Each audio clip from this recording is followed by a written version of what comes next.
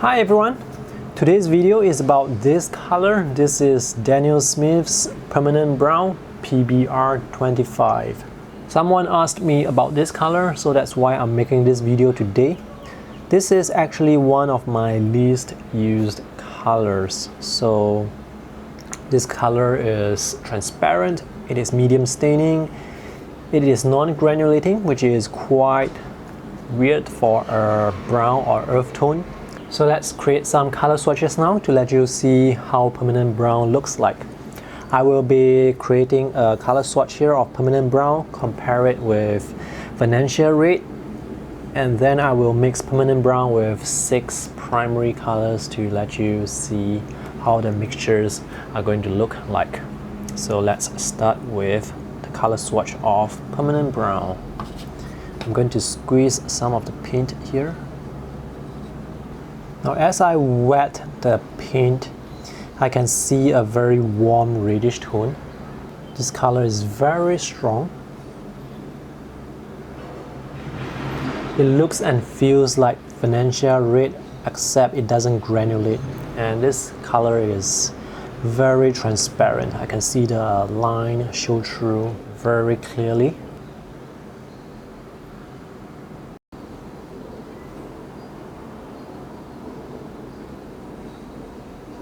Perhaps I should use more pigment here just to let you see the full strength. So I'm going to go over with another layer. So let's wait for this to dry before I show you how it actually looks like. Now let's switch over to Venetia red. This is Winsor & Newton Venetia red. It's an opaque color. It is granulating. It has a nice texture. It's a bit, I would say, dull compared to permanent brown. At least with permanent brown, I can still see some sort of intensity.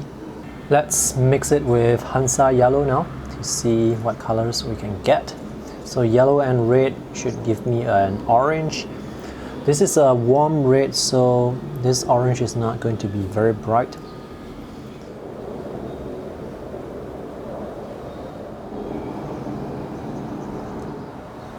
This is a nice orange brown from the mixture with Hansa yellow. So let's move on to New Gamboge.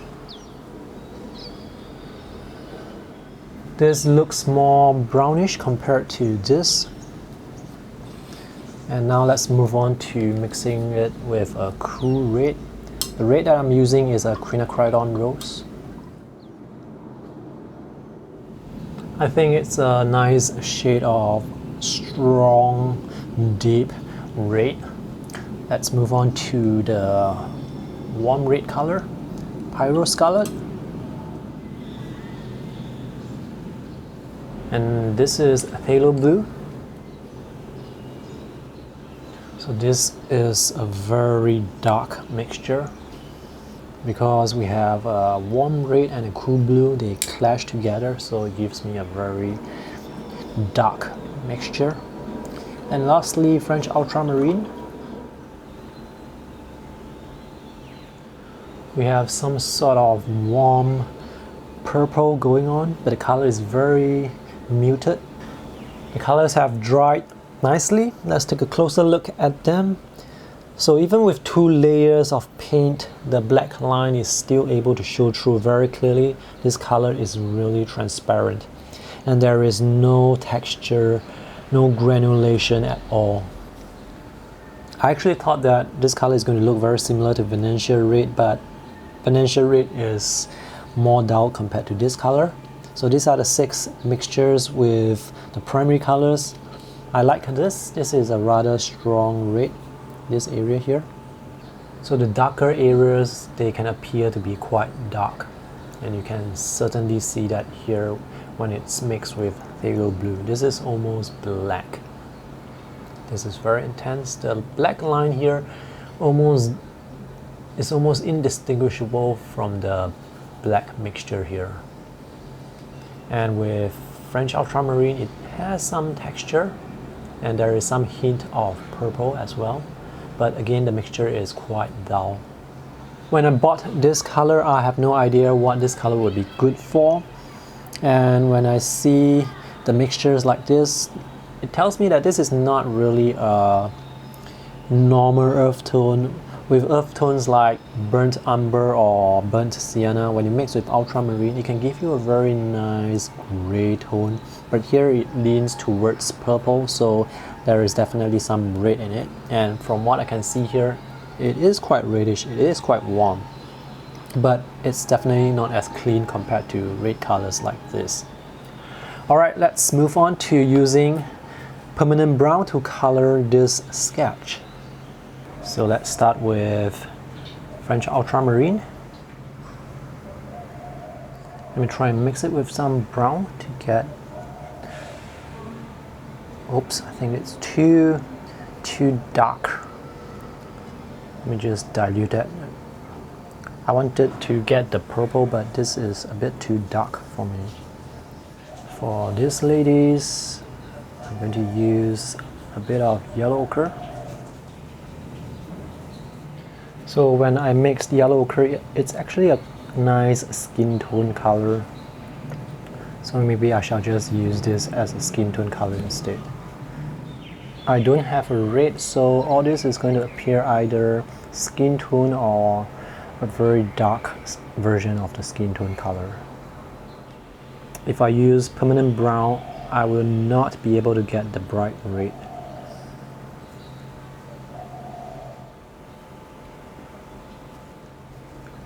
So for the roof, perhaps I want to have a darker brown. I like this brown, so I'm going to use new gumbosh and permanent brown. And for the ground, I will use a diluted wash of ultramarine and permanent brown.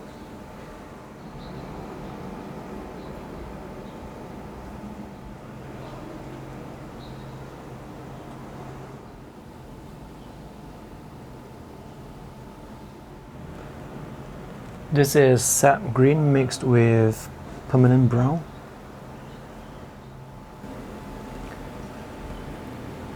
This is phthalo blue with permanent brown.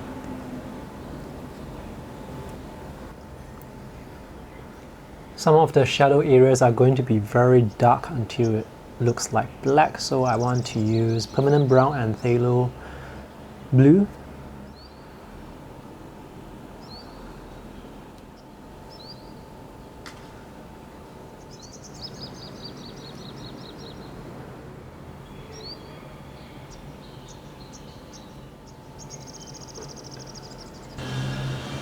This is the completed sketch. This is almost dry. I'm not sure if I've done a good job here. Probably not. I don't feel that I like this sketch very much. And that's one of the reasons why I do not like to use permanent brown. I find that the colors are a bit dull, a bit subdued, because this color is not very vibrant to begin with. So you compare this with this red and this red. This is a bit more subdued, a bit more toned down. So when you use this to mix with other colors, the whole sketch is going to feel a bit heavy. Now when you mix it with French ultramarine, you get some purplish tone. I prefer to use French ultramarine with burnt sienna to get the gray tone. This is a bit bluish or a bit purple to me. So this is the intense mixture. This is a slightly lightened tone. You can mix very well with phthalo blue to form a very dark color. So if you like really darks, this is the color to use with phthalo blue. This is very black. In fact, I cannot see the lines that are beneath the colors. I think it's quite good for mixing brown colors like this. You can mix it with new gumbosh or a cool yellow to get very nice brown tones. It also mixes quite well with yellow ochre to provide a skin tone. But the thing is, I can use yellow ochre with any warm red to get the skin tone. I can use a warm red with phthalo blue to get a very dark tone as well. So again, there's no advantage to using permanent brown. For the subjects that I usually paint, which are urban scenes, cityscapes, architecture, people, or painting in cafes, this is not a color that I usually use. So if you are someone who is into painting landscapes, botanical subjects, maybe trees, tree barks, basically anything that has to do with a lot of earth tones, brown colors, then perhaps you might find some use with permanent brown. Anyway, that's the end of today's video. If you have any questions, let me know in the comment section. I would love to hear from you on whether or not you use this color, and if you use it, whether you like it or not, and what types of subjects you paint it with. Thanks for watching. See you in the next video. Bye.